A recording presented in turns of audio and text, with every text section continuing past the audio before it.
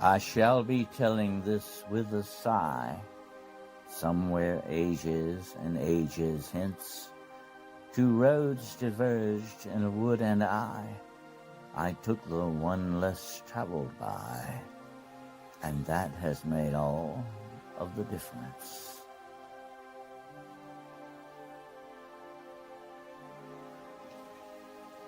There are many secrets and mysteries in this world, strange places and events that call out to us to explore and investigate.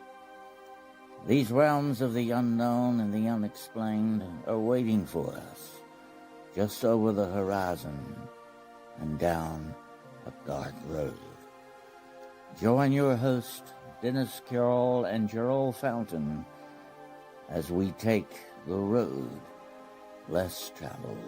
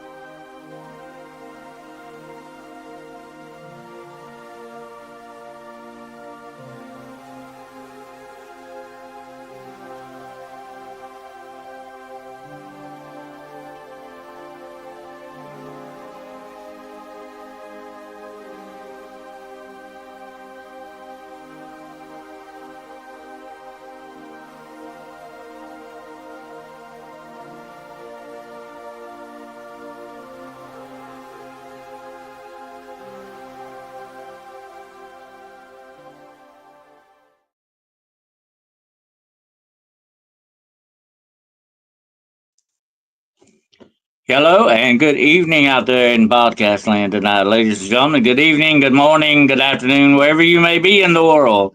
This is another edition coming right at you of The Road Less Traveled. We're going to take some strange territory tonight. We're going to be talking about strange disappearances. Okay, absolutely. And it's not good when you disappear. No, not unless you want it. It's something that's not planned. It's definitely a bad thing.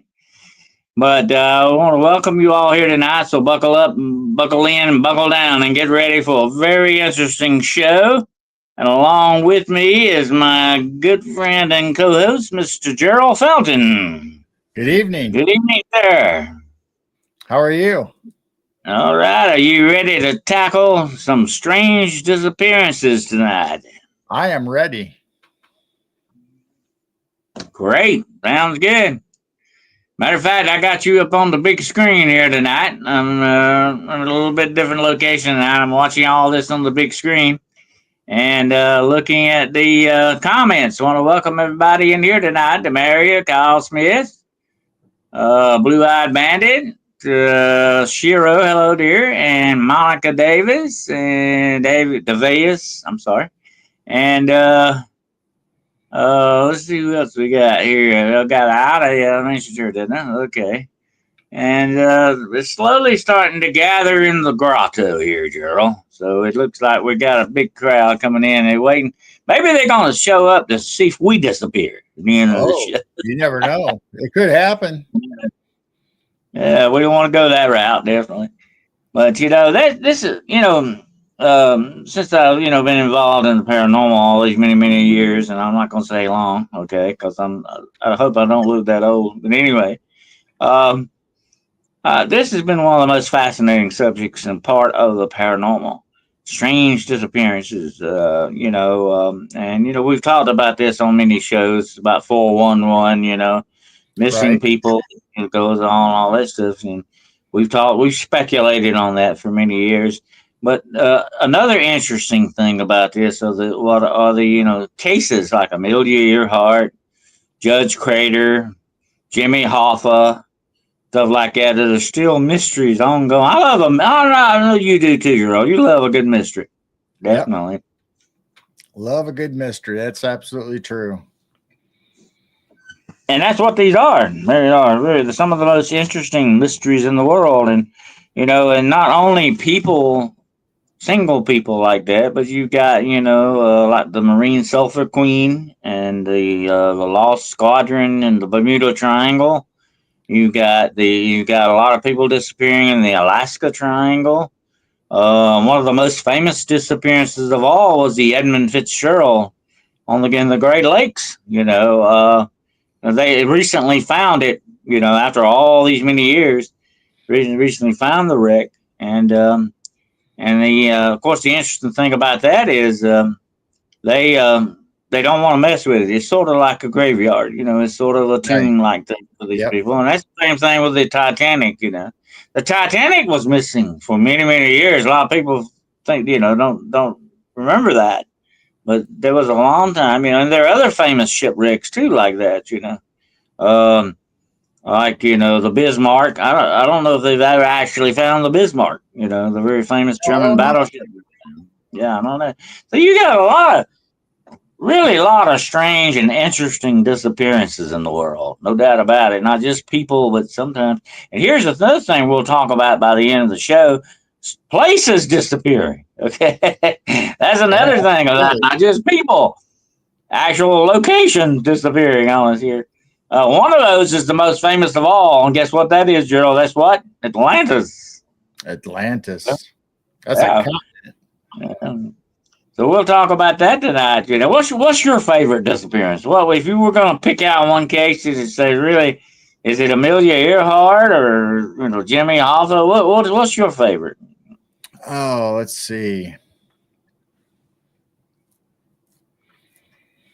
I would probably have to say Atlantis, just like you mentioned. I think that's just always been in all the books and even with the old literature, Atlantis has always been a part of folklore and mystery, and I just love that. That and you go along with the continent of Mu or Lemuria. Yeah, Lemuria and Mu, yeah, and like Tartaria, Yeah, that's another one. You got a lot of, I call these sort of like liminal places. They've disappeared off the map, and even though they might not, I'm not going to say they disappeared off the face of the earth, but they're lost. And if you're lost, you usually are disappeared. That's the way that usually goes. If you're not there, you're lost. And that's what these places are, And another very famous one is Shangri-La, yeah. So you got a lot of very interesting places like that. Yeah, absolutely.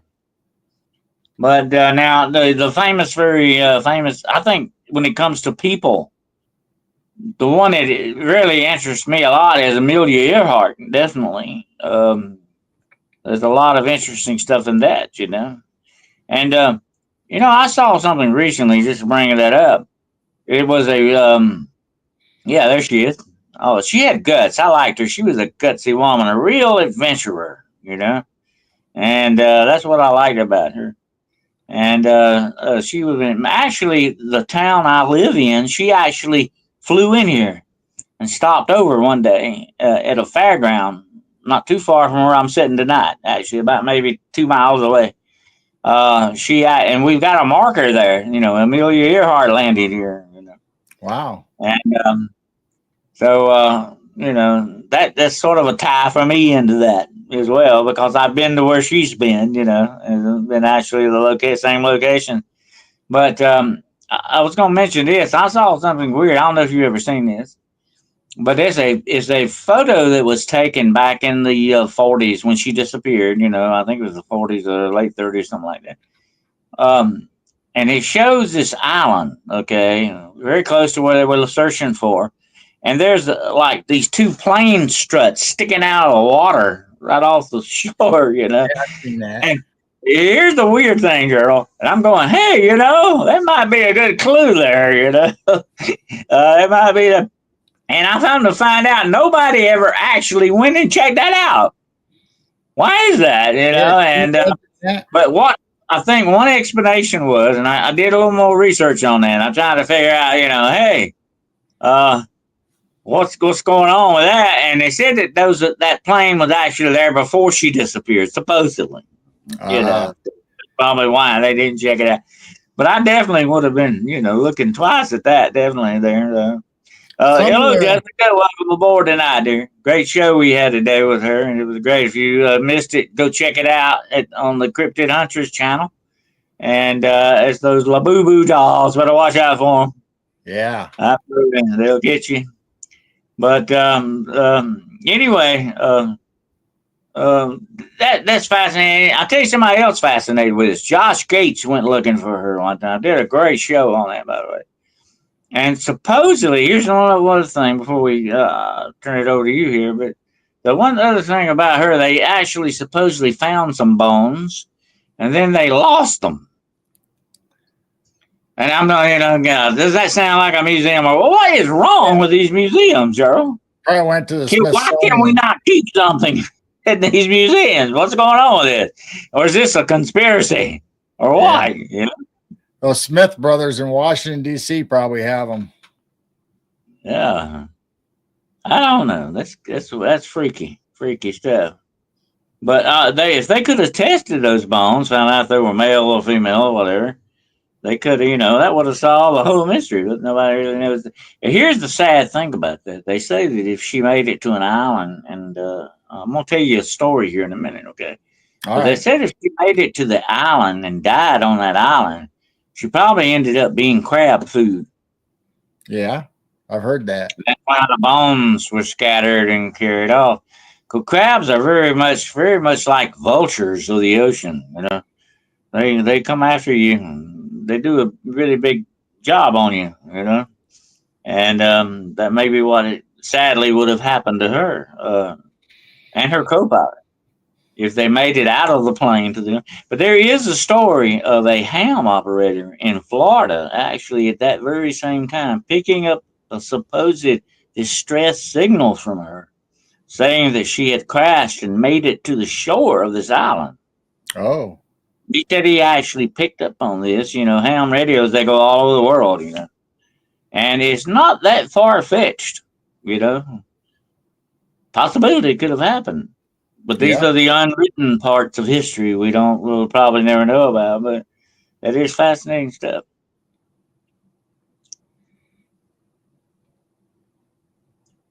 One more thing I was going to mention about her plane, and there is evidence on this, that when she took off from Hawaii on the first leg, going across the Pacific, that there was something on the runway hit her plane, and they said that they've got photographic evidence of this, that it actually broke her radio aerial on the plane. Yeah, and that could have been one thing that that she couldn't put out a distress signal if her main. I think it was sort of like the long distance aerial thing.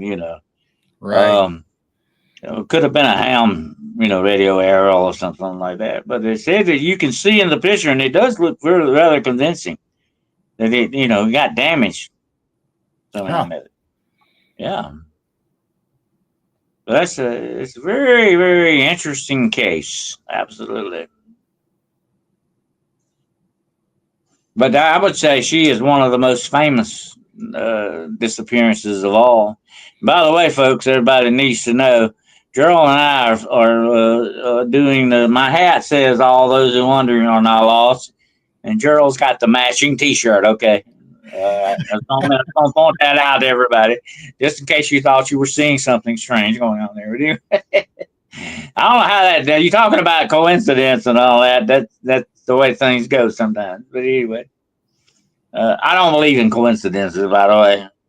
So maybe we were meant to wear this hat and shirt tonight, Gerald. Absolutely. We're fulfilling fate and destiny here. Absolutely.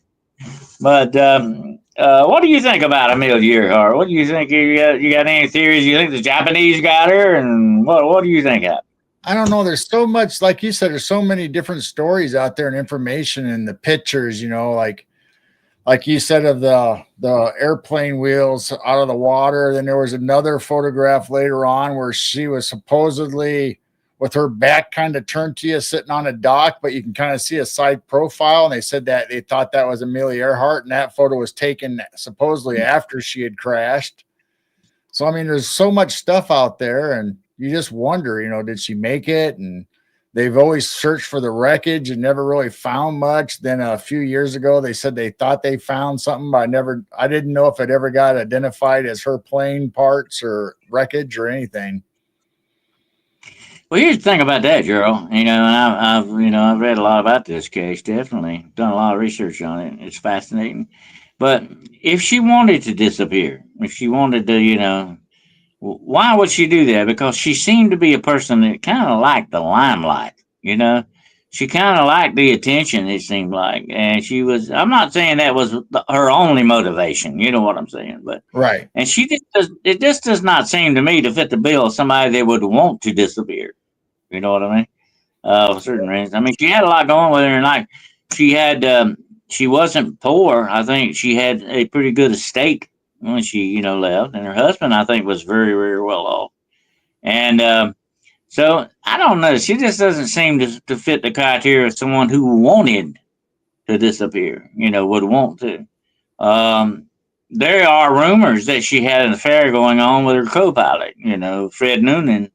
But still, that would not have been anything to just get, disappear yourself over, And we have known people in past tense a lot of times, and they get found too sometimes, who on purpose disappear for reasons, right, that may be their own personal stuff going on, and sometimes it's brought about with drug use and stuff. Then they go way out on limb one weekend and disappear for a while, or whatever the situation is. Most of the time, people who don't want to be found definitely won't be found. That's the way it goes. I've often thought if you want to go off the grid, which is harder to do nowadays than it used to be, with all this facial recognition cameras and all that stuff watching us constantly more now, it's harder to disappear. But it's still going on. And thousands of people disappear every year, just in this country alone. That's not just the world. I mean, in thousands in this country. Yep. Yeah.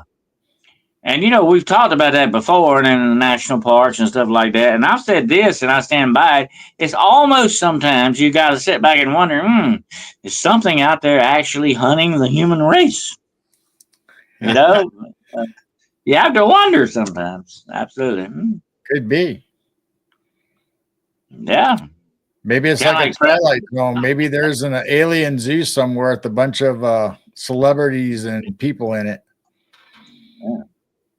Well, you can't put a blanket thing on all of it, but a lot of them are very mysterious, very much like the thing that Jessica and I did here a while back about Dennis Martin.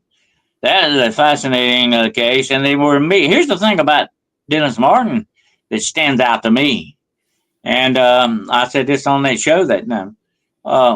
They immediately began looking for him. It was only a matter of minutes. Right.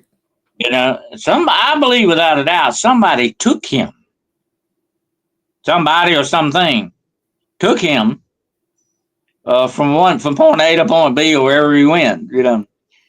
It stands to reason that if somebody cannot wander off, especially a child, that fast, that quick, and I've been to the Appalachians many times. I've spent a lot of hours in the woods and the mountains and all that, and it is easy to get turned. It is easier to get lost than people realize, okay? Especially if you get off a trail. But still, if you're smart, you're not going to go wandering all 3 miles down off the trail. You're not, you're going to stay where you're at. Even a child would not do that to a certain extent. But there is a factor that comes into play as if something actually takes that person from point A to somewhere else, and it's what we would call a snatch, okay? And they are actually getting this person and doing it, and you have to wonder about that, if that's not what's going on with it. Yeah, that's a very interesting case.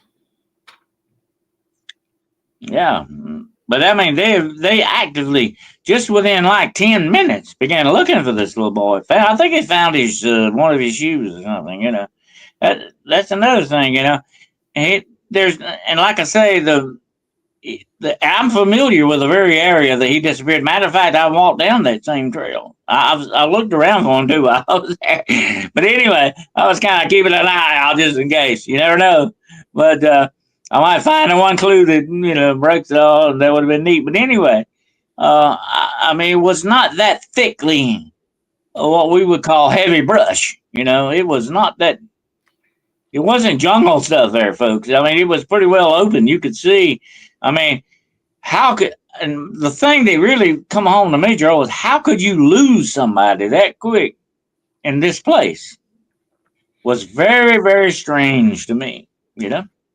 There was a case where a woman disappeared, was missing off the trail, and she ended up evidently falling off the trail or little and rolled down the side of the little embankment or whatever, and kind of banged her head, and they had put a search party out for her, and there was just like hundreds of people scattering, looking on these trails for her. And she ended up finding these group of people and just kind of followed along with them and walked along with them while they were looking for her. But she didn't know they were looking for her because she was still kind of half out of it. Really So here this whole time for hours, they were looking for her and she was part of the group looking for her. I remember hearing about that very same case. That was really strange. And I'll tell you something about that, though, and that struck me about that case you're talking about.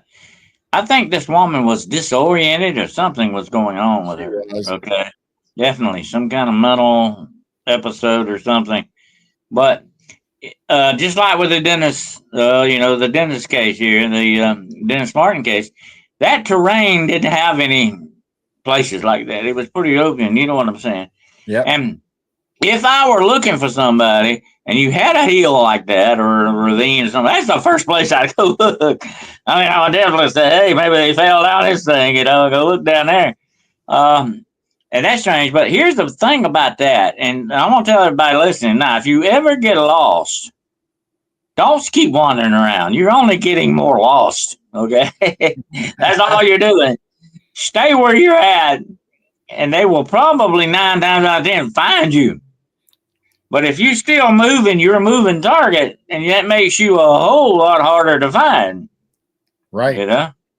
People don't realize that. But that's what you got to do. Or you look for the bark on the north side of the tree, whatever you need, and sit down at the tree, okay, and wait for somebody. A lot of times these people show back up, whether they're alive or not, but they show back up in places that people have already searched. So either they wandered back after the people searched and then laid down and passed out or whatever, or somehow they mysteriously got put back to a place where it's been searched by a party. Yeah. And that's the interesting thing about that, Gerald. There are those missing cases where people go incredible distances they couldn't have done. You know what I'm saying? Right. It's almost them picked them up and took them there, And I have to wonder about that. And what we may be looking at definitely is some type of an alien abduction scenario going on here.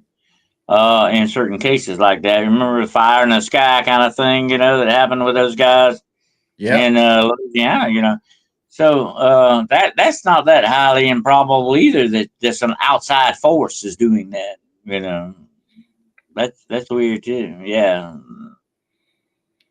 Now this Lake, the Lake Mystery. Yeah, that's neat. That's speculation of alien abduction, but I mean that goes along with almost any case. They start speculating alien abduction.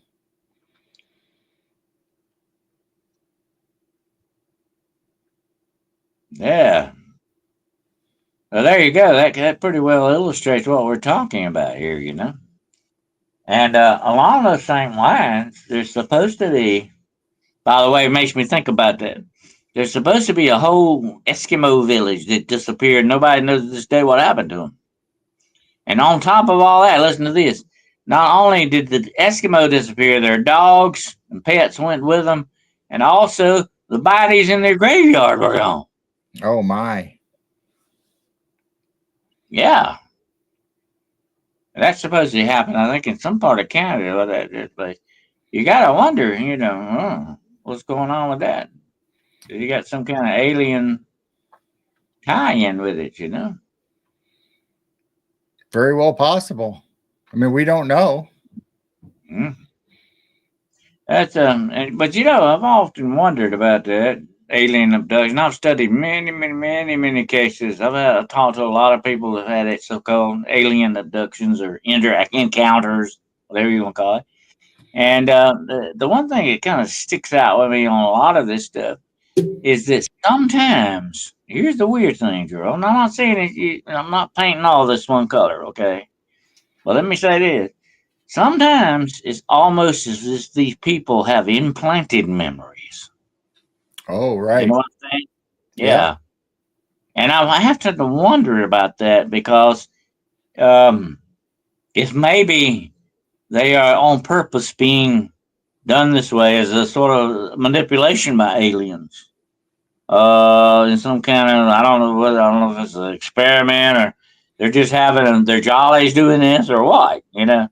But there's a very large percentage of these people, and not just connected with alien abductions either. I'm talking about just regular alien encounters of the third kind, uh, that seem to have a lot of what we would call implanted type memory stuff going on here, and and here's been a lot of speculation on this over the years. Is it not the aliens or the government doing it?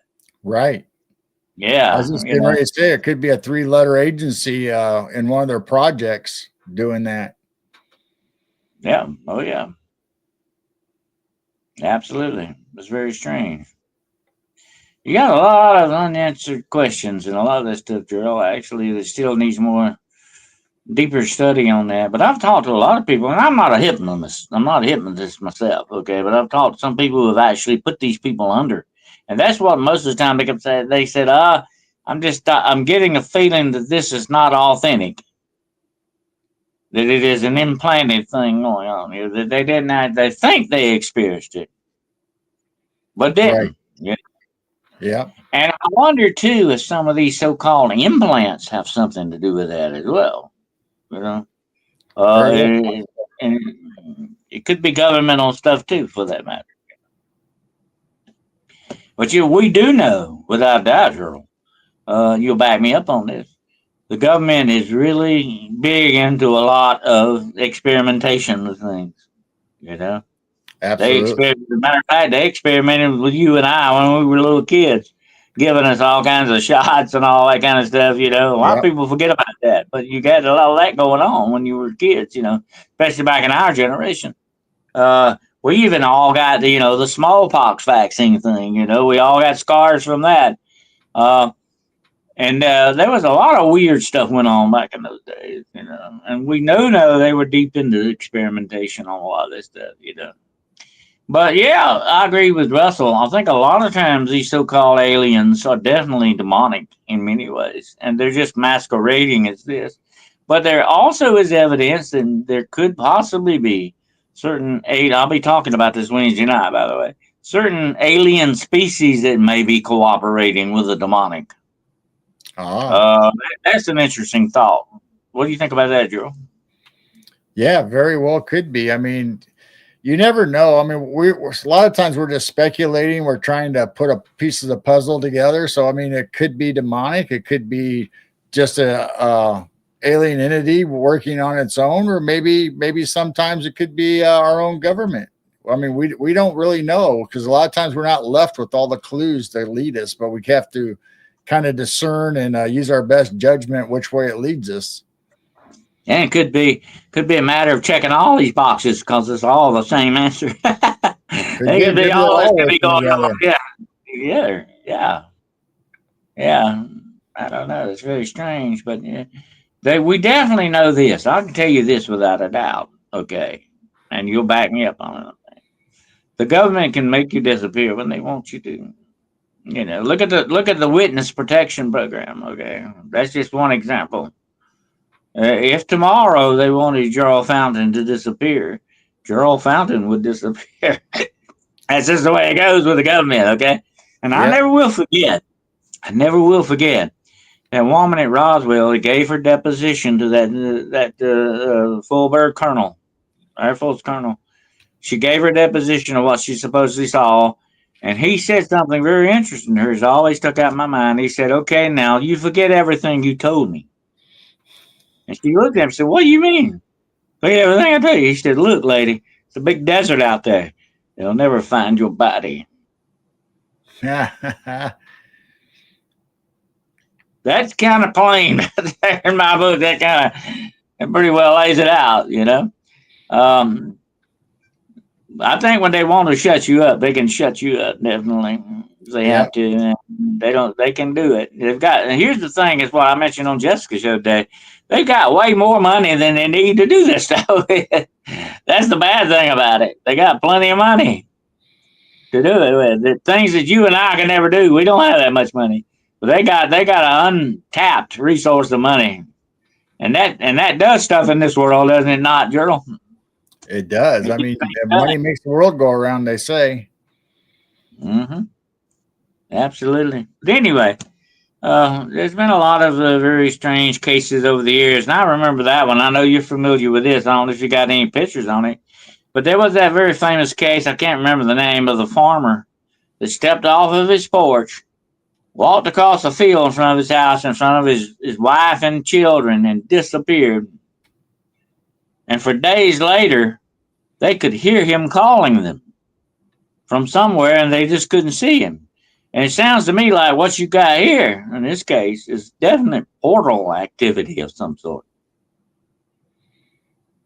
What do you think Yep. about that, Joe? Yeah, that's a strange case. It's like the slide, is one. It's David Lang in Tennessee, where, like you said, he was walking across his field, and and the story I heard was his wife and kids were on the porch or right there outside the house as he's walking, and there was a horse and wagon coming down the trail at the same time, and he just disappeared right in front of his kids and wife, and right in front of these people, and the people on the wagon ran over there to the spot right away and couldn't find no holes, like the earth didn't give away or a sinkhole or anything. And it was strange. And supposedly later on, they said that they could actually even still hear his voice. Yeah, that right there tells me you got some kind of interdimensional thing going on here, and that is very, very much like. Matter of fact, I think this story is the inspiration for that very famous Twilight Zone episode of the little girl lost. Remember that? Yeah. The little girl went through her bedroom wall, and thank goodness the family dog got her out, but she went into another dimension. And I think that's this story here we're talking about was the inspiration for that, definitely. But they searched that field thoroughly. They thought it might have been some kind of hole or sinkhole or something. That there is no way he could have possibly disappeared physically from that field. There's just there were no trees out there. There was nothing in the way. There was, where did he go? That's the question. Right. Sounds to me like he went somewhere other than the dimension he was in to begin with. Could have been a portal or a vortex, or who knows? Maybe when aliens abduct you, you don't see a light. Maybe there's nothing like that going on. Maybe, I don't know. Well, Gerald, you got to look at it this way. If that can happen to him, how many more times does this happen to other people? Right.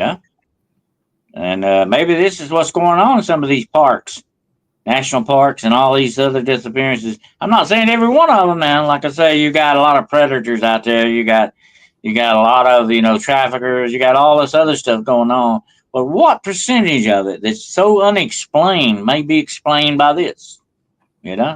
Right. You kind of wonder. There's so many reports of people hiking in parks, or whether it's state or national or just out on the trail somewhere, that they have a group of people, and usually either some get left behind just a little bit. You can still see each other, but they're scattered out. And once they turn a bend or a tree gets in the way, then all of a sudden, when the rest of the people go around that tree or that bend, they can't find the person that was ahead of them or the people behind them. Sometimes it's the people lagging behind them.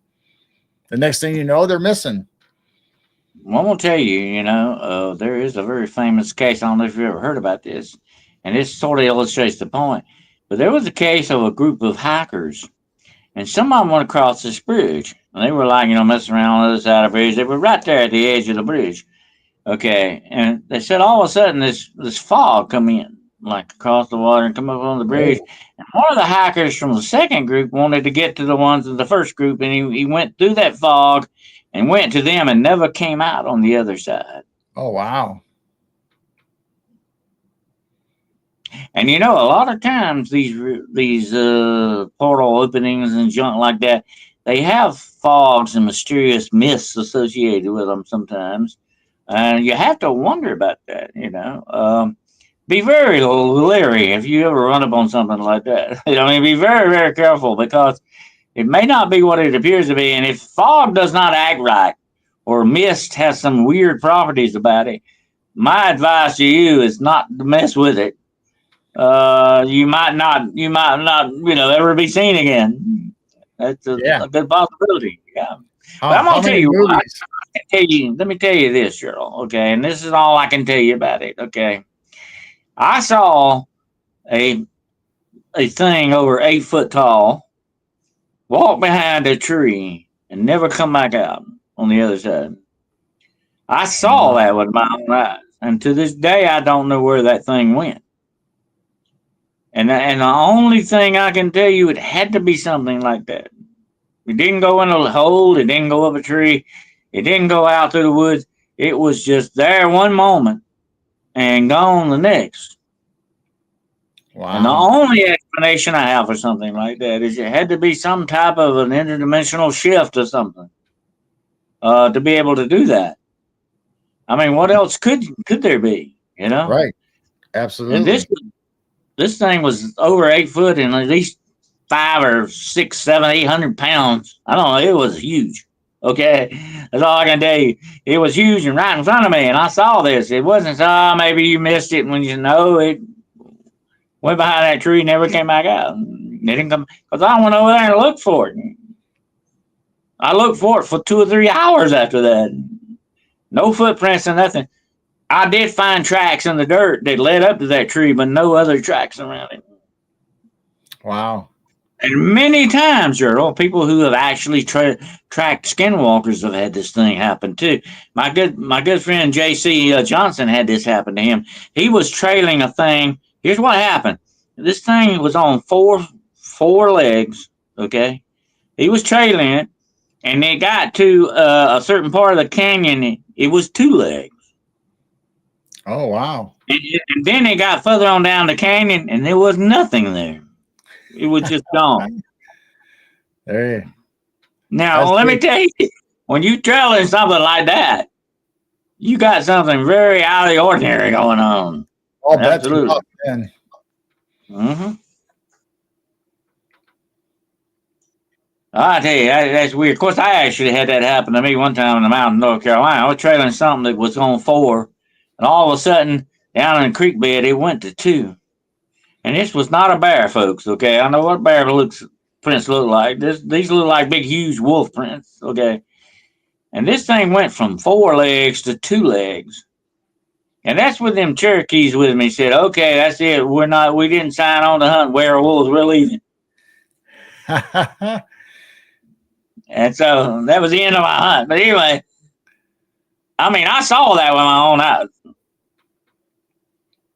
But when you get a track line like that, okay, theoretically, if you're a good enough tracker, you can follow that thing for miles. You can find out exactly where that thing goes, what if it's a deer or whatever it is. Right. Unless you run into certain obstacles, like it may be rocky terrain or whatever the situation is. I've had that happen. I have seen beautiful Bigfoot footprints that I wanted to cast but couldn't do it because they weren't in the right kind of ground for me to do it. Okay, they weren't deep enough and impressive enough to do it. It was been a useless thing. Okay, it was a waste of time to try to do it. Unfortunately, most of the time, that's what happens with your tracks. That's just the way the odds go. But Yep. anyway, you still find evidence of it. That's what I'm saying. And when you all of a sudden run out and there's no evidence there, you got to wonder what the heck has happened here. It's weird. It is weird. But that's not normal animal activity, you know? No, absolutely not. No. Well, a lot of these things, a lot of the stuff that goes on in this world are definitely mysteries, like we talk about at the beginning of the show, the introduction every day, and that was good to see it on a big screen tonight. Uh, there are a lot of things that are definite mysteries out there. They have a lot of explanations for it. But that's why we are investigative researchers. That's why we're looking into these things. That's what investigation is all about. You try to figure out what's going on. But a lot of times, unfortunately, folks, no matter how we look at it, we can't find the answer. We can have a lot of supposed stuff going on here. We call that supposition, okay? But that don't hold up in court, okay? Right.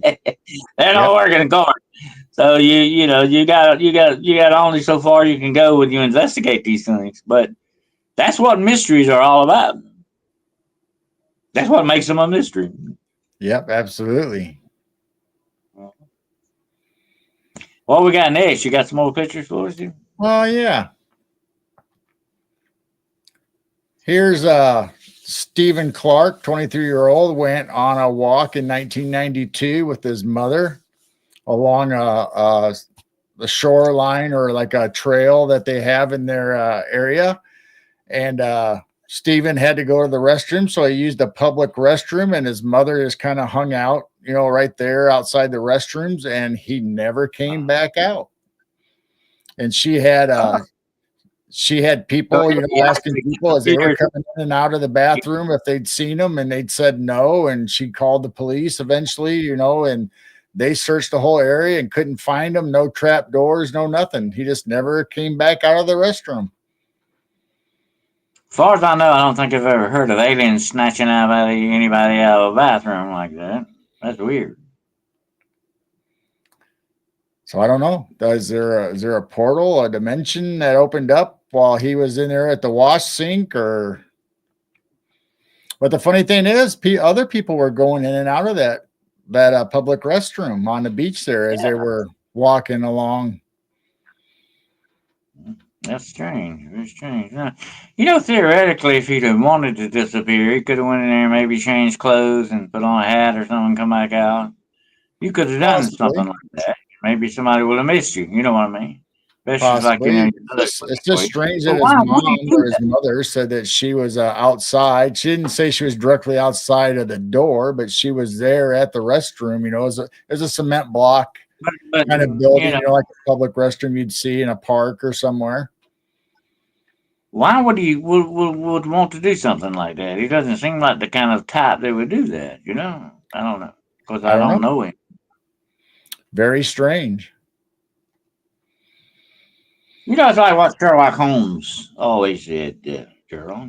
Once you eliminate the impossible, then whatever remains, no matter how highly improbable, must be the answer. But sometimes you have no answers for these things, That's very strange too. That's a very interesting case, I don't think I've ever heard of anybody actually disappearing out of a bathroom like that. That's weird. A public restroom, Yeah, I mean, I've heard of other cases, and I don't know if they're true or not, but you hear about other cases where people have went in like a fast food restaurant. Before they order or eat, they tell their spouse or their family, "I'll be right back. I'm just going to use the restroom," and they never come back. And there are a lot of reports, and I've heard some in Los Angeles, matter of fact, of buildings that people go into these buildings, and the buildings themselves are not there anymore. The buildings themselves are gone. And there's one case where like they said, "Oh yeah, we saw him go in this building, so we're so and so," and they go there, and that's a vacant lot. Yeah. Yeah. And you got to wonder what the heck is going on. Is that some kind of roach motel for human beings or what? That's weird. And we're going to talk about it in a little bit. There are places that have disappeared, like that. That's wild. And how can a location move when you think about that? Okay, think about that a little bit. That's freaky. People who are disappearing are moving, okay, but places don't usually move that way. No. But there, in history, a lot of lost lands, like the land of Prester John. You've heard of that, I know, haven't you? Prester Yep. John. And, certain lands and places like that. And I think we talked about that one time about the Cinephilia stuff that went on with the dog-headed tribe of people, a nation of these people that lived in the mountains of India that Alexander the Great supposedly ran into them. Where is that place? They gave it a name, but nobody knows where it's at to this day. So it's a lost area, Right. Weird. Then there's that supposedly the Fay or Fairy island that appears and disappears over time. Some years. Oh yeah, there. that's one in Ireland. Yeah. Yes. I can't think of the name of it. I know what you're talking about. Yeah, that's a very famous one. And it's supposed to appear once every so often. Yeah. We'll see it, and then it disappears again. There's been several islands like that. One of the islands James Cook found. Remember that? He put it on a map and everything, and everybody went to the island. There's no island. Okay. Yep. And he was an expert seaman. He knew his stuff. He knew how to make charts and all that. How could he have made a mistake like that? And actually set foot on this island and charted it. Yeah. That's weird. And that's historical record. Then there's always the cases where you hear of whether it's a time slip or some kind of dimensional thing where people have, like you said, went into buildings and they come out and they go on their way and they come back by and there's no building there. So did that, they ask around and some people say, oh, that got tore down 30 years ago or that burnt down 50 years ago. Then all of a sudden that building was there when these people went in it. You're sort of in a different time period. I always call them time slips, but I don't know what they really are. If they're, well, Gerald, I've thought about that, and if time does exist in different timelines, that we speculate that it does. What if once in a while these timelines cross or intersect once in a while? And weird things happen when that does, and maybe even people disappear on account of it. They leave one timeline and end up in another one, and they're gone. Once they unconverge, they're stuck in another time period. And there have been cases where people. I know this one case where this woman woke up one morning, and she said, "I was not in my time. I was not in the right time. I was not in my world. I was somewhere else. It looked like my place, but things were different in it. She said she talked about some things were like not backwards, but kind of reversed, like. Right. Yeah. And she said all day long, I had the weirdest, unsettling pit feeling, pit of the stomach feeling going on here. Hey, something is not right going on here, and said people didn't even act right, that she interacted with. And she said, I went back and I was very disturbed about it. And that night I went back, went to sleep and woke up next morning. Everything was back to normal. Oh, man. Wow. Did that happen? So if timelines exist and they do converge, this would be a good explanation for a lot of this weird stuff that's going on. Yep. When I worked second shift, I would always go by this location that used to have an old railroad town, and it went away when the railroad went away, just like so many other small towns that we've had across, in the West and the Midwest here. But I would go by that. So right about midnight on the way home, I always thought I'd look over to where the town should be out in the middle of the fields. I thought, one of these nights that town's going to be there and I'm going to have to make the decision whether to actually go and visit that town, to physically go in there when it appears, or do you just keep on going and never mind? Ah, that's strange. Yeah. You have to wonder about something like that, definitely. What's really going on there? The other question is, if it does appear and you do go in it, will it stay there the whole time that you're there, or could it disappear and take you with it? Yeah. And if you're going to another timeline, the people in your previous timeline, you would disappear to them. You know Yes. what I'm saying? You would be somewhere you're misplaced in time and space. Put it that way. Yeah, that would explain a lot of it. Let me tell you a quick story, and this happened to me. There's a McDonald's not far here from where I live that I have frequented often. I would go stop in by, a cup of coffee, and the thing had been built like maybe it'd been there like a couple of years, okay, because they moved from one location to another. And I pulled in there one day, and I'm sitting there waiting to get, waiting in line in the car, and I look, and there's this big electrical conjunction box sitting there, out away from the. I'm going, God, I never saw that before. They must have just put that in or something, because I remember sitting in that same exact spot, looking in that way, and it was not there. Wow. I can tell you that without a doubt. It was not there. So I said, that's very strange. Why would they put that in? So I even asked the manager. I went, I went in and said, hey, how long has that conjunction box outside been there? That. She said, no, wow, you didn't hit it, did you? I said, no, I just wondered how long has it been there. She said, well, it's been there since they built the store. Oh, my. And I'm going, was that me? Or was there something going on with that? It didn't fit right. Was I experiencing something? So you have little glitches like this sometimes. Right. That's the only way you can call them glitches. And we've seen, I don't know, of course, you got a lot of AI crap going on nowadays, Gerald, and all that stuff. But you have seen some very interesting looking clips on some of this kind of stuff, Yes. I remember seeing one not long ago. Here's you got to examine stuff like this, okay, folks. But it looks like there's just a broken limb off a tree hanging in the middle of the air for no reason, just hanging there, Yep. But if you blow this up and get a really close look at it, there is an electrical line, or it looks like a telephone line running through there that you can't see until you blow it up, and this limb's hanging on that, okay? Okay. But that's the way. But sometimes you see some things that can't be that easily explained, Yep. Yeah. So you got some weird stuff. We got any more photos for you? Oh, yeah, we got more. All right. So here's David. I'm going to try to say his name right. Philippiditis.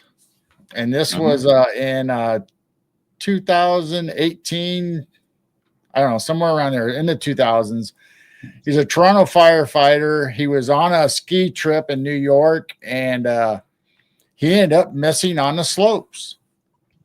And they had a search team, and his skiing partners were looking for him, couldn't find him. And like 6 days later, he appeared 3,000 miles away in Sacramento, California, in the same clothes that he was wearing that day he disappeared at the ski lodge.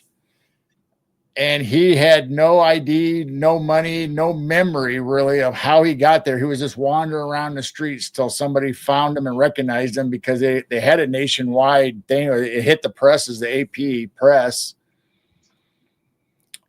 And so 6 days later, he shows up 3,000 miles away from where he disappeared with no idea, no clue on how he got there.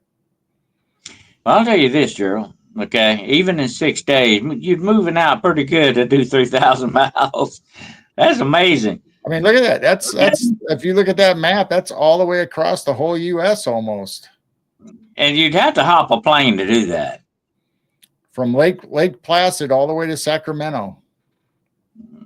And without a doubt, they checked the airlines to make sure you didn't buy a ticket or something like that. They did. They always, they search the areas first, where you were last seen, and then they start checking if any activity from your bank accounts or cell phones been made or anything. And none of that had appeared during his whole time he was missing. I don't think the guy hitched a ride either, do you? No. I don't think he did.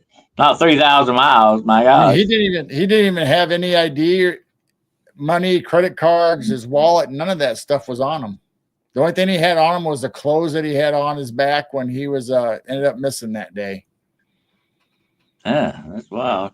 You know, that would fall under the category of abduction almost in a way. I'd like to hear what his story is. I'd like to hear what the deposition they got from him says. That would be very interesting. Yeah, I wonder if he How he remembers. explained I wonder if he or how remembers he explained. anything now that he didn't know then. You know, maybe he's came out of it. Maybe some of his memory came back. I wonder if there's a story there. Hmm. I want to tell you what. If I ended up 3,000 miles away and couldn't remember, that would be very disturbing to me. Absolutely.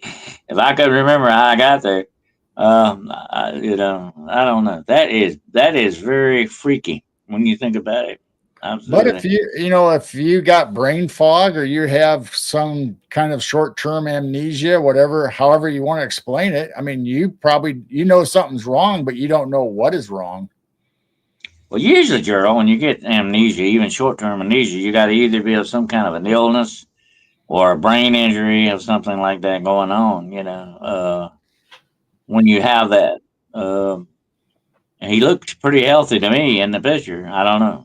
I don't know when that picture was taken or anything, but But what? Think about this a moment. What if like maybe the governmental sources took him for that and did that with him, or even alien, whatever way you want to look at it, and they did something to his mind so he couldn't remember. You know what I'm saying? right. That's a Or possibility too. or like Jessica talks about the portal that shows up in their research area, their research field. Maybe it put out a gamma ray. Maybe it put out a low frequency that scrambled his and he got brain fog or thrown off when he went Mm. through a portal. Who Now knows? here's the thing about that, Gerald. I believe that now. You may believe different, but I believe when it comes to portal activity, I think there are two ways you can look at this. You can manipulate portals. You can open them up electronically, or even using spells or anything, whatever. However you do it. Or sometimes I think you've also got these things doing this opening up naturally. Right. And So if some you portal, encounter something like that just accidentally, like the guy on the fog on the bridge, you just walk into something like that. yep. Some I've portals are had people, always there. I've had several people over the years, even since I started doing podcasts, have told me, hey, I saw a portal, I went, I fall, I went in it, and I said, oh, that's not a good idea. If you know you're actually going into a portal, I would not advise that Right. because you're messing with interdimensional stuff here. You might and you might not come back. And they say, well, I come back and I have to wonder if they're really dealing with portals here, okay? Or that's just something they're thinking that they're doing. But anyway, if you run into something real like that, you run the chance of not coming back. Right. You know? Absolutely. And what Jessica told about what happened with her research area, that those two guys that were messing with that portal ended up with some very bad health issues that they didn't have when they first encountered that portal. Now, you put two and two together again, that's a possibility. And I'm not going to say that could have been it, but it is a distinct possibility that could have been something going. So if you mess with strong electrical forces like this must be, and interdimensional type stuff, who knows what it would do to your body Right. or your mind for that matter. Absolutely. I'm gonna tell you something, Gerald. And my good friend Linda Godfrey told me about this. We talked about this not long before, she passed away.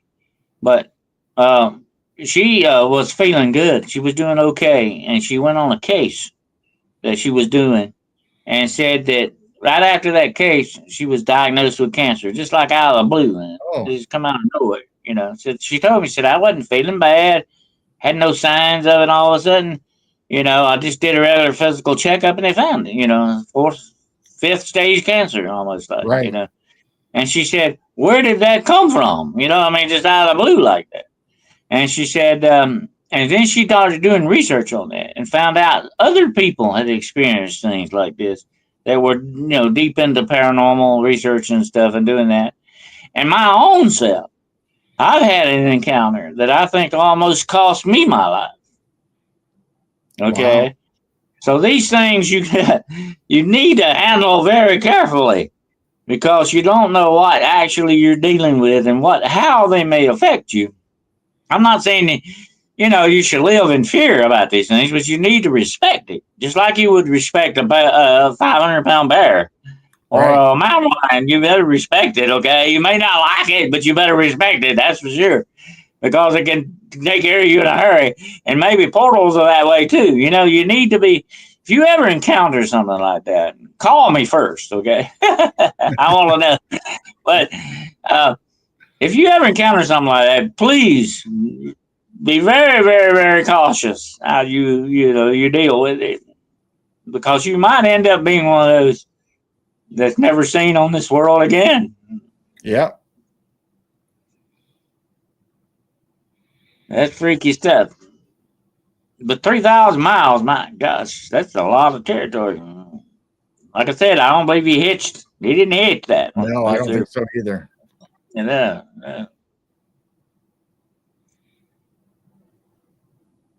Anyway, what we got next? But Well, the next one, I've watched this documentary series on this guy. This is Kenny Veach from 2014. He was a big YouTuber. He would go out in the Nevada desert exploring and looking at stuff, and he found this cave that he said he felt strange vibrations. He just had an uneasy feeling about it, made him feel kind of woozy, kind of different. So he didn't really think much about it. He just kind of moved on and kept doing his thing. Well, then later on, he started doing a docu-series on his little camcorder, trying to find this cave again. He could never find it. Then all of a sudden, one time he went out in the desert. People knew he was going out in the desert doing the same thing. Well, he didn't videotape it, or we never found a videotape, evidently. And then he disappeared, never came back. So it's always been a big speculation. Did he find that cave again? Did he go inside? Was there a portal? Was he abducted? Well, I said that kind of reminds me of another case. You might be familiar with this, girl. Well, this guy actually, I think it was in Canada, if I'm not mistaken. He actually supposedly took some video of a giant on a mountain. You remember that? And Yes. And he retracted it later on, said that was all a hoax, and he looked real scared while he was talking about it. He looked like it was under duress that he put this retraction out. And then the weird, freaky thing is, like 2 weeks later, he disappeared and has not been seen since. Oh, that sounds like governmental type disappearance type thing going on with that. And you know what about this guy, this case you're talking about here? I have to wonder. He's in Nevada, right? Yeah. Guess what? There's a lot of things in Nevada called dumbs. Okay. Was he maybe around very close to one of these places? Okay. And he got into what we shall call a compromising position. Oh. And well, he was this land that he was down exploring is right outside Nellis Air Force Base, by the way.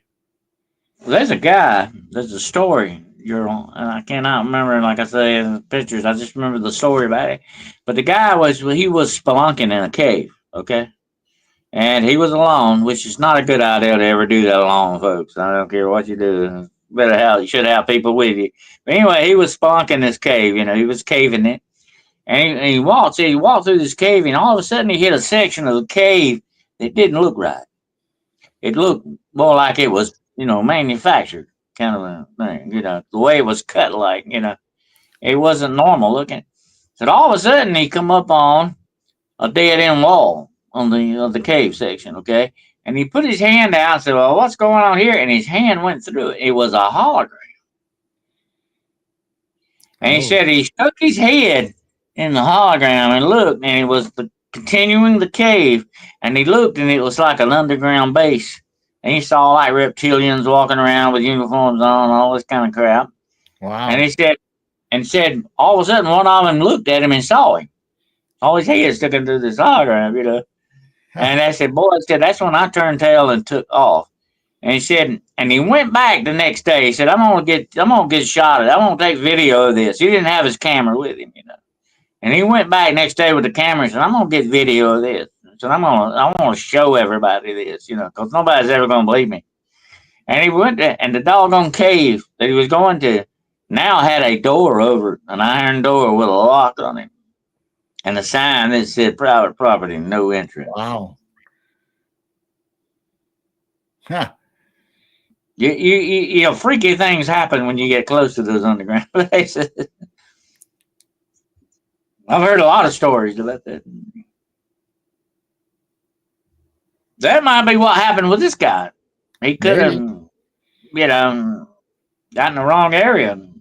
I mean, sometimes I kind of believe the high strangeness. Or that's kind of what I lean to. I'm not saying something nefarious didn't happen, but I kind of like to think that he found that cave that made him feel strange and weird, and he went in it, and that's where he went. Maybe that was the opening, and all of a sudden a portal opened up, and he was in Shangri-La. Maybe he was in an inner Earth.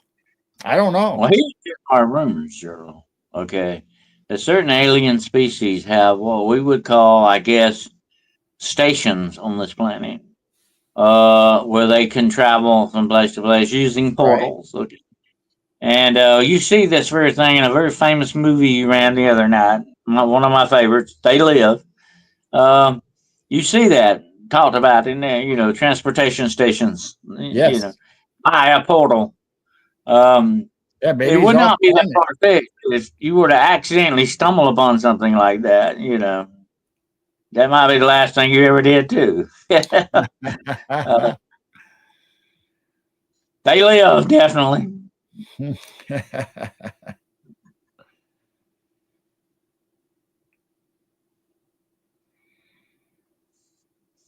There's, you know, rumors that the government already has teleportation sites like that, different Right. parts and areas of the world where you can teleport.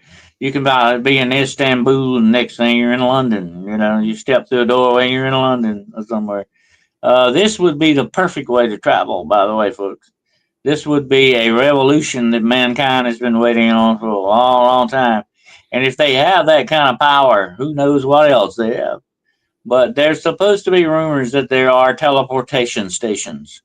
And of course, supposedly underground railways, super speed railways that go under oceans and everything else. Like you can get on one of these and like in 15 minutes be in London from you know, California, and be in London in 15 minutes or something. That's moving out in my book, definitely. Oh Uh, yeah. that's fast, yeah. But hey, you know, think about your case just now. You're talking about the guy ended up 3,000 miles. What if they put him in something like that? You know, and transported him. Well, they could. Well, I mean, that would yeah, a high speed underground rail would definitely get you across the country. yeah. Or I don't know. teleport. Yeah. I mean, I don't know. I don't have the answers. I just like thinking about them and trying to figure out or come up with ways that it could happen. Because obviously it But did happen. you have teleportation on Star Trek. You know, that's where they disassemble you molecularly, and then Yeah. reassemble you at the other end. Be my luck, they'd leave something out. Okay, I but always, I always think of the movie The Fly, where something else gets in there and messes up your DNA when they put you back together. well, we got Gerald here, but somehow or another we lost his brain on the with it. that was maybe that would maybe I definitely can be my. teleport. Maybe I can teleport and get a brain. Yeah. Maybe we Hey, can what have. if you teleported into something like solid rock or something? Uh, That wouldn't be good either. Definitely. You would be an unliving statue, definitely yeah. from then on. Yeah, And encased in what if stone. you're You look like still? Han Solo, What if right? you're? What if you're in that statue? You were still conscious and still were You alive. probably would for a while before you finally. That's just You like they talked about this. I know this is not something pleasant to think about, but it is a known fact. They can chop your head off, and your eyes are moving, and your mouth is moving. I mean, you're actually conscious for at least 5 or 6 minutes afterwards, long enough to know that your head has been decapitated. Absolutely, that's got to be freaky. That's got to be bad. Well, that kind of like that old song I think Dean Martin used to sing. I ain't got nobody, you know. yep. But anyway, what we got next, sir? We have this is a real interesting case too, and it's a Riker Webb. He was a 3-year-old boy who disappeared, and he kind of disappeared the same way under strong, weird circumstances. He was in Montana, and they were out there, and he disappeared. Then when they found him, he was in a shed, and he was all right. He was healthy, you know, a little. You can see this is supposedly a before and after. I can't verify this photo, but I think it really is the before and after. So after he was found, people said that he just wasn't quite the same boy that he was before. He had little different facial features. He had different reactions to stuff compared to what he had before he got lost. And it just seemed like he had been replaced, or it wasn't really the same boy, but yet he went by the same name, still had the same kind of memories and stuff, but he just didn't act like the same boy that disappeared. That's freaky. Definitely. It sounds kind of like reincarnation type thing going on there. Right? Or maybe a changeling. Maybe the elementals changed out the kid and put someone else in his place, or maybe it was altered somehow, or I don't know. What you call a changeling, yeah. You know, that's talked about a lot in folklore and stuff like that. You take one child and exchange them for another.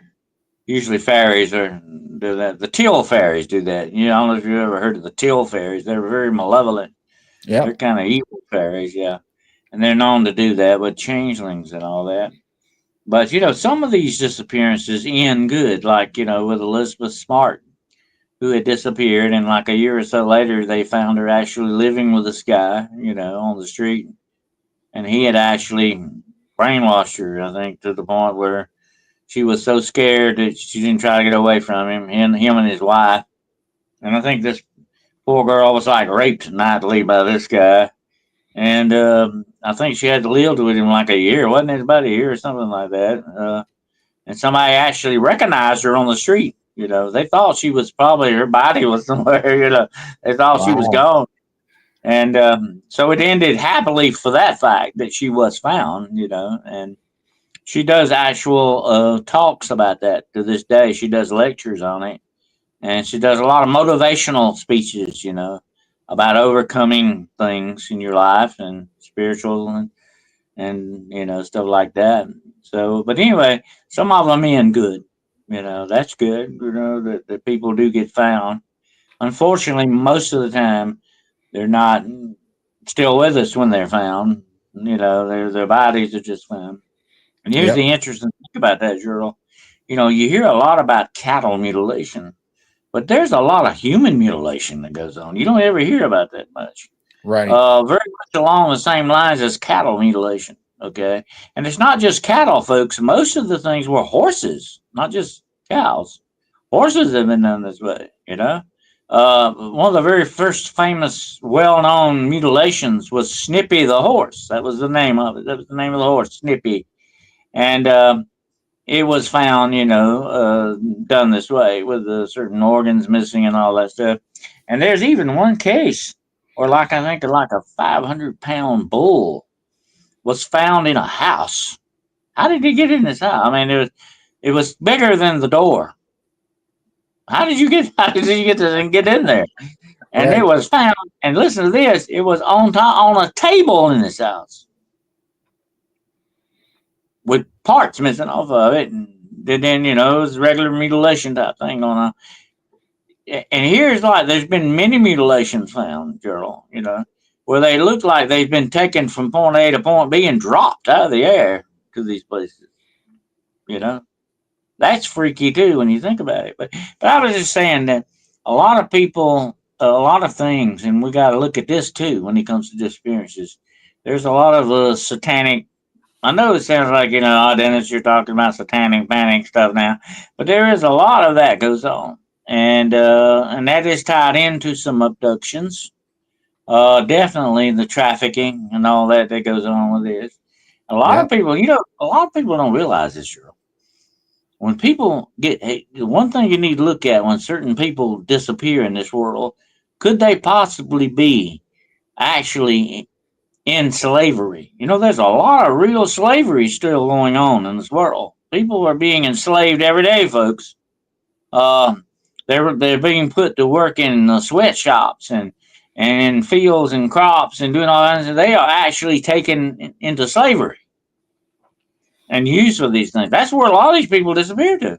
You know, so it's not just sex trafficking stuff going on. It's other things as well. You know, that causes a lot of these disappearances. Don't you think so, Gerald? Yep, absolutely. You know, I don't know. I don't think we can ever solve a lot of these cases because we just don't know the facts, or like I said, none of us were really there. I mean, some of them even disappeared in front of their families and they don't know what happened to them. Absolutely. But you gotta have a lot of information to start trying to investigate things like this, and sometimes there's just not enough info to go on. That's the frustrating part about some of this stuff. And 9 times out of 10, the people you need to investigate can't answer your questions because they're not with us anymore. They're not alive anymore to answer a lot of things for you. But that's just the unfortunate way it goes when you look into mysteries like this. But let's talk. Let's talk now for a few minutes about places. And I know your favorite place is Atlantis to think about. What do you think about some? Do you think they're just lost, or we just don't know their actual location, or do you think they sunk to the bottom of the sea, or what do you think is going on here? I personally like to think of them being such an advanced race that dimensionally they disappeared, island and all. Do you think it could be some kind of cloaking going on here? Could be cloaking. Maybe the island's still there. Maybe you'd be able to go to it. Kind of like Yeah. Brigadoon.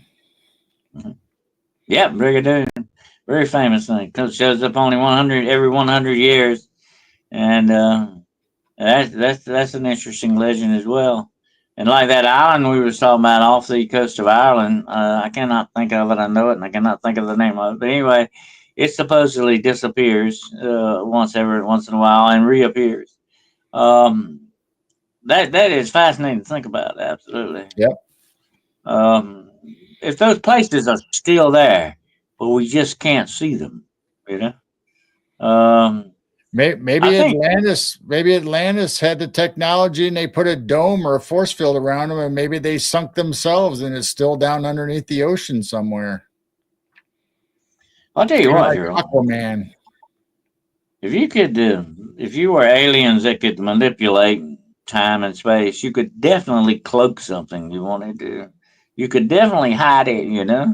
And I would think they would also have the capacity to make things invisible to a certain extent. That's another part of technology. And here's the interesting thing. I talked about this on my show last week about the 9 black gates of witchcraft, the 9 different powers they seek.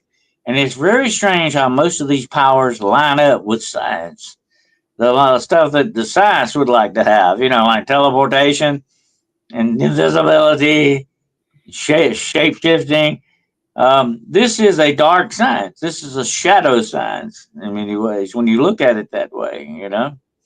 And you have to wonder if definitely aliens or demons or whatever name you want to call them would have these abilities to do these things. Um, there's been many cases if you could shape. Let me put it this way: if you could shape shift your body, my friend, you certainly could shape shift something else too. You Right. could change something else. You have that ability. And that's another part of that, magic we were talking about last week. That's another part of that. You can change reality. you know.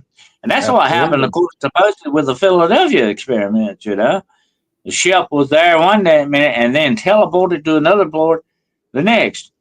And everybody on the ship, just like if you and I were in a car wreck right now, and we're doing 80-mile-an-hour going down the road, and we suddenly hit something and stop. The car is going to stop, but you and I, Gerald, we're still going at 80 miles an hour. That's the Yeah. bad part, okay? We're still going at 80 miles an hour until we stop, okay? But anyway, that's what may have happened on that ship too, with these people being displaced in time and space, and ended up being in bulwarks and parts of the ship, and embedded in the deck, and all these other things. Right. That would definitely be what would happen in certain situations like that. And it was accidental too. On top of it, they really didn't mean to do it and didn't know what they were doing. Like, doesn't that sound like the government? But anyway, that can explain that a lot. But if you were definitely a highly advanced race, you would have a handle on this stuff better than we got. Okay, you would have a handle on this stuff, and this technology you would do definitely. So I could see Atlantis still being there, where it's supposed to be. You just can't see it. Possibly. Mm-hmm. Yeah, and Lemur, or maybe Mu could be the same way. I mean, it's not that far-fetched to think about that. So we're always looking and diving to find Atlantis on the bottom of the ocean. Maybe it never was there to begin with. Maybe it's cloaked somewhere. Or like you said earlier, maybe it's in another dimension. I'm going to tell you something, Gerald. And I've studied the Bible a lot and stuff like that. And I believe without a doubt, the Bible talks about interdimensional stuff. Okay, no doubt about it. I mean, you got stuff like that bottomless pit in the book of Revelation. Where does that come from, A bottomless pit. That sounds like another dimension to me. Okay, that'll fit the bill till something better comes along. And then you got places like hell, Tartarus, or Hades, whatever name you want to call it. It would definitely be something in another dimension as well. And heaven may be the same way. Maybe it's in another dimension. That's why you got to go up in the sky to get to it. Even Inner Earth is talked about. Stuff, Even Inner Earth is talked about in the Garden of Eden. That's why we can't find the Garden of Eden. It's not on this planet in our dimension. Yep. Makes sense. Yeah. What's your thoughts on that? Yeah, there's a lot of mysterious stuff in the Bible. You have Jesus walking through the walls. You have the witch of Endor bringing saints back or old people back from the other side. You have, like I was just trying to say, you have Abraham's bosom, where it's in inner earth. So they talk about a realm inside the earth that was heaven and hell together. Well, it's like, the one very hell anyway, divided by a chasm. Very one thing about that, there would be separations or liminal places between dimensions. Okay, they would be in between places like that. They would be called chasms, I guess, or gulf or whatever way you want to say it. Definitely, but you're still talking about interdimensional stuff, though. Definitely in that respect. But another thing you got to consider, when you look at this stuff, that was the way they could describe it. You know what I'm saying? We're describing it differently. We're taking it, like my show, paranormal point of view. It depends on what view you're looking at it from, and that's the way you go. That's the way you got to look at the Bible too, and old records, all historical records like that, because they're written in a certain time frame. You got to understand that. They may not be your time frame, and you got to filter that the right way. If you don't, you screw yourself up. But that would be, and you see a lot of imagery like that, especially in the Bible, that they're just trying to describe something that they don't know what the heck it is. But they can only tell you what they think it is. Okay? Right. It may not necessarily be what it is, but that's the way they look at it. So if they tell you something looks like a locust or a scorpion, they know what that looks like. Okay? But in actuality, it may only resemble that slightly. It may be a helicopter of some sort, or it may be some kind of mechanical thing, whatever. But that's the way they look at it. See, you got to understand that. That's perception. The doors of perception that you got to, take into account.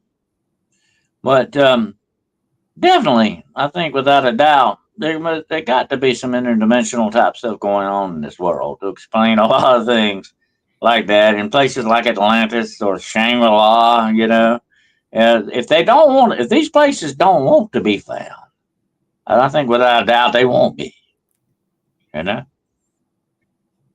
Yep. They were meant for a time and a place, and we're not there and don't need to be there. I still kind of would like to imagine that sometime I would be able to travel and walk up, and all of a sudden the Garden of Eden appears because I got to the doorstep or right there at the gate, and there might be two angels there to stop me from going in, but maybe it'll become visible and I'd be able to see it. Because they I didn't want don't you know to what's break. worse. What do you think is worse? Not being able to find the Garden of Eden or be able to see it and never enter? Probably because they was put there to keep you from breaking certain universal laws too. By going back into something that you put out, Right. that would make sense when you think about it. But definitely, you got a lot of unanswered questions here that can be different things altogether. But that even goes with the tree in the Garden of Eden and all the stuff that went on with that. And there is supposed to be a river of what life running through it. You got a lot of interesting metaphors there too. I think on that. Right. But um, and I'll be talking about that Wednesday night. I'm going to go back and relate to this. Some of the book of Genesis is a fascinating book, by the way, folks, and it holds a lot of secrets for us. And I will reveal some of those definitely Wednesday night for you. But anyway, getting back to the other specifics on this, if you see something and you don't really understand what it is you're looking at, you're going to only describe it with things that you're familiar with. If I say it looked like Gerald Fountain, I'm familiar with what you look like. I can say it looked like you, and it may not look exactly like you, but it might get close to it, Right. And that's just the way you got to take these historical records, okay?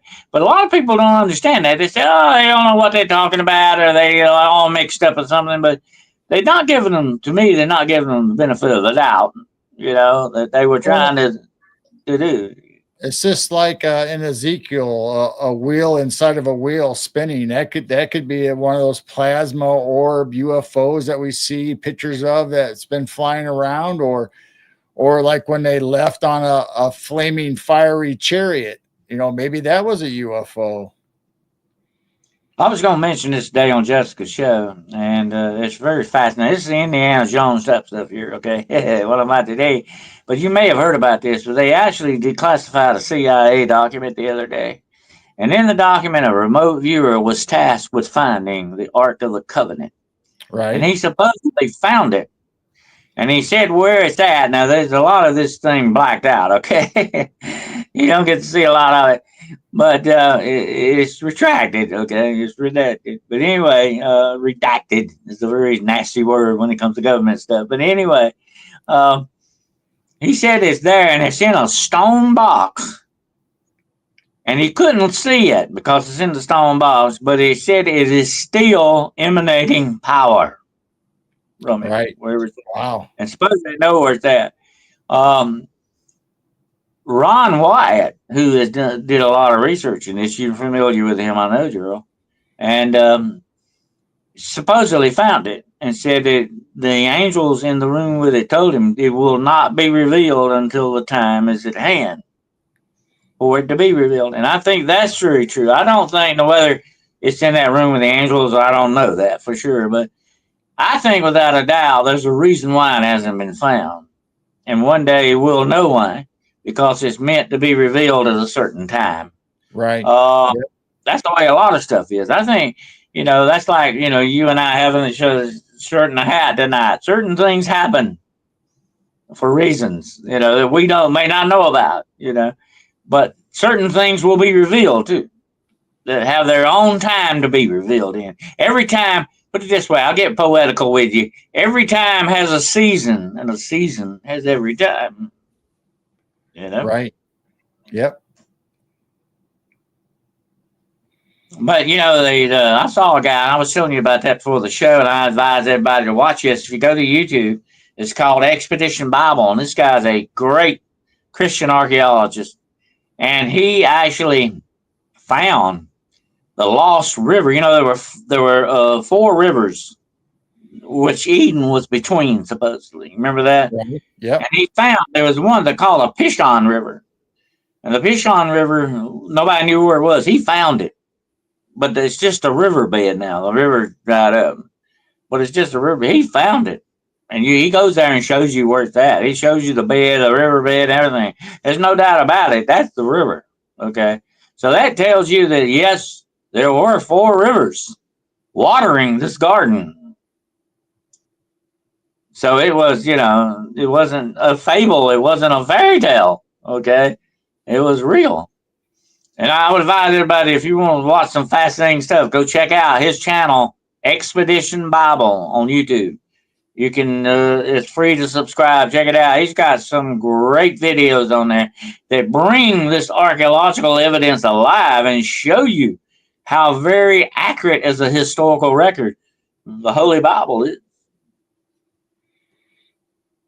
It's amazing. But anyway, that's what archaeology is all about, trying to find out where these things, these lost places are, the things that what went on there. They actually, one of the most interesting ones was finding the lost city of Troy. Homer's epic of Troy. And actually, and for many years, people, that's just a fairy tale. That's a fable. By gosh, they found Troy. Yep. And guess what? When they dug it up, they hit a layer of what? Burnt city. Just like it says. It was burnt to the ground by the Greeks, okay? That's what happened to Troy. Yep. And that same thing is found at Jericho. Same thing is found there. These things pan out for what they said they was. So don't ever overlook historical records and stuff like that. What you think is folk tale and fairy tale may not necessarily be that. Absolutely. But there's one section, I don't know why, this really bugs me, Gerald. There's one section of our society that is so easy and quick to dismiss stuff like that. They really are. Nighthawk says, hey, how you doing, Nighthawk? Yep, I see Williams in chat. But, I don't know. I would like to give things the benefit of the doubt and say, I don't know everything. I certainly don't. There's a whole lot I don't know, okay? But some people think they know everything, and those are the most stupidest people of all, by the way. That's all I got to say about it. They bug me. I know I don't know everything. I'm still learning stuff every day. Yeah. Well, that's good. That means you're alive, girl. You're still learning. Learning is living, and living is learning. And when you quit, you might as well have dirt thrown in your face. That's it. That's the way it goes. But some people, that's what makes them stupid. They think they know everything, so they quit learning. Don't do that. That's the big mistake. Yeah. But anyway, I think there's some other places lost like that. I mentioned Prester John earlier. He was supposed to be a whole country. They got lost. Okay. And then there's clues to underground cities at the North Pole that people talked about. And they talked about this now 1,000 years ago. You think this is modern stuff? No. People have been talking about this a long time. And this one guy said he come from there, the land in the north, and he was talking about, he talked about, and guess what? Instead of being like a snowy land with all its ice and everything, he was talking about tropical trees growing there. Yeah. Now, unless he was badly mistaken and got south mixed up with north, that's interesting, I think he was smarter than that. But anyway, there's some wild stuff going on. So you got a lot of not just lost people and lost objects like the Ark of the Covenant and Noah's Ark. By the way, they may have found that. You got a lot of lost objects and places. But you know what, Gerald? That's what makes this world so darn interesting. It's mysteries. That's sort of the salt and pepper on our salad, buddy. It's a spice of life, definitely. Mm-hmm.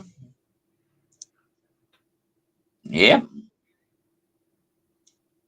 But anyway, you got any more No, we stuff? already everything else I had. We already talked about. I had Judge Carter. I had Amelia Earhart. I had Jimmy Hoffa. Just the And ones that people would Carter and already Jimmy know Hoffa, anyway. yeah. They're sort of more modern stuff for us. Of Yeah, course, I think everybody Judge knows about them.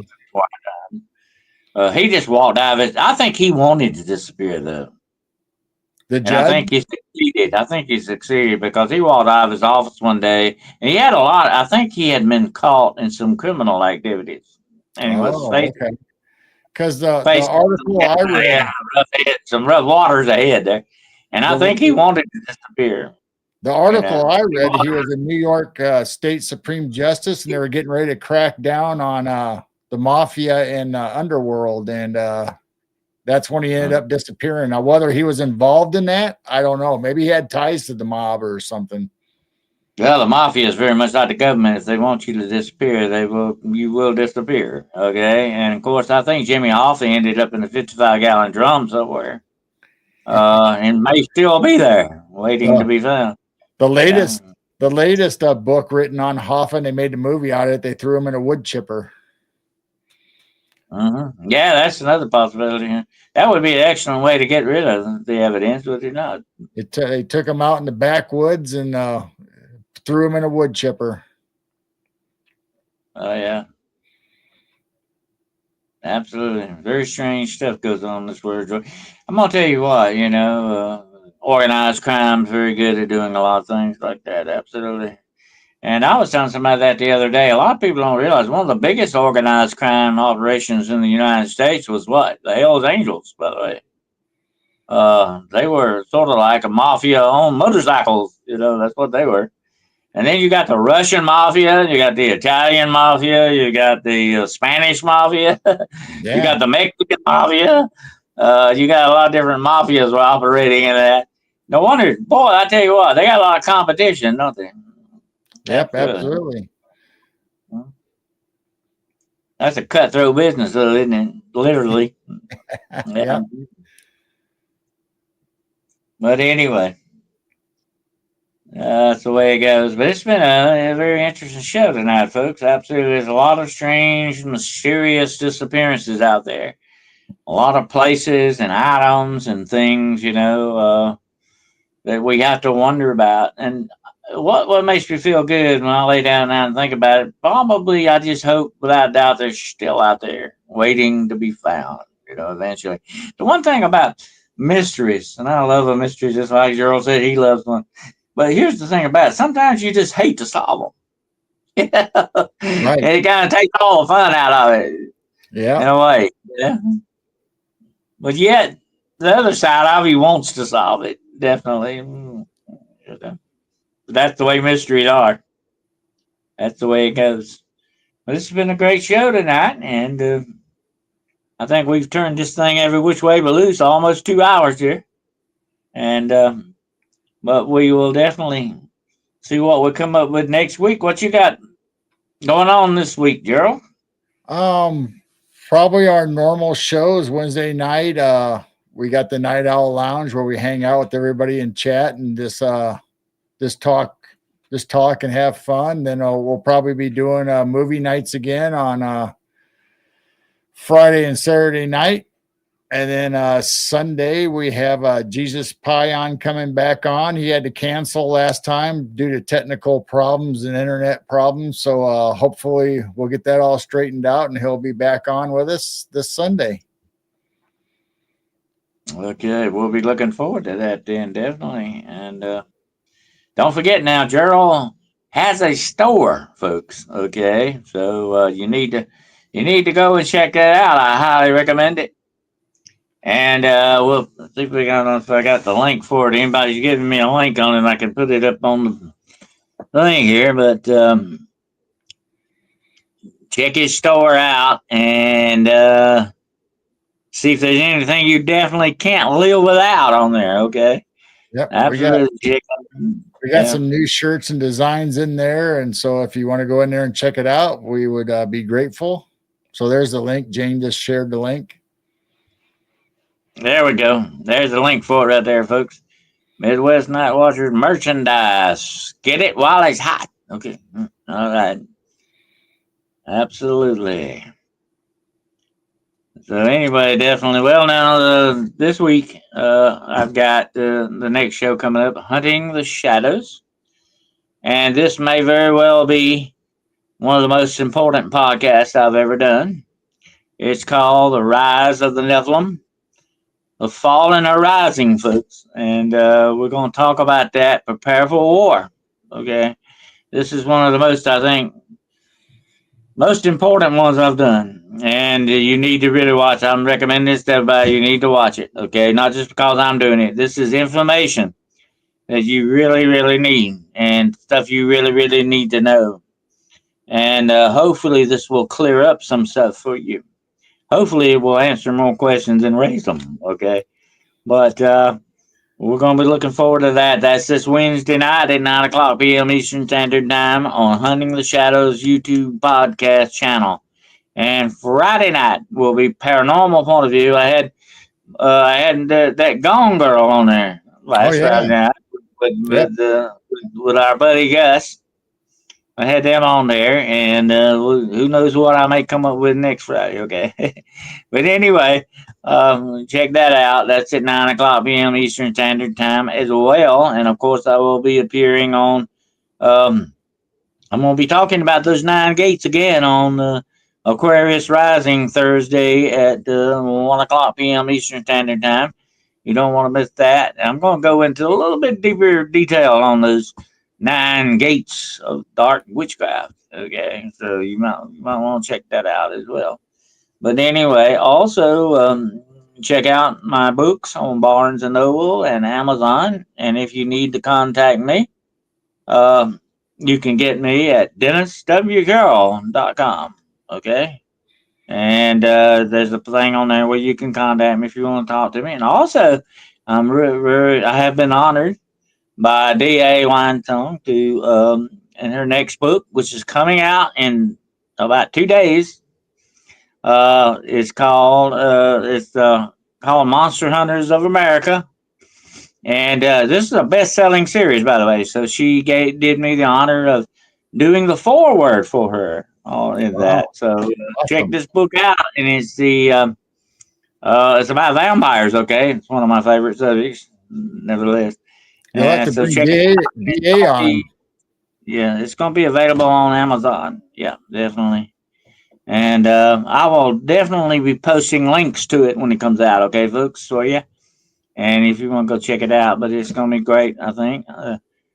Definitely worth a good read. She is a great author. She knows her stuff. She does a lot of research on this. She's really steeped deep in paranormal knowledge. So that's what makes a good writer. Definitely. We'll check that out too. So, but we really appreciate you all being here with us tonight. I hope we entertained you for a while. And what's your last thoughts on this, Gerald? These strange disappearances. I would have to say, just like we talked about earlier, keep your head on a swivel and be careful where you go, because you never know. There might be a portal there. There might be something that could whisk you away in a blink of an eye. And not that you'd probably have any choice in the matter. It might just happen to you, but try to stay vigilant. There you go. Absolutely. Wise words, my friend. Words to the wise there. And that's definitely what we got to do. We got this world has got some weird stuff going on. Absolutely. And we need to be very careful. I don't say live in fear, but fear over faith over fear, friends, definitely. But just be careful. We need to be cautious. You know, fools rush in where angels fear to tread. Okay, and that is so very true. You don't want to do that.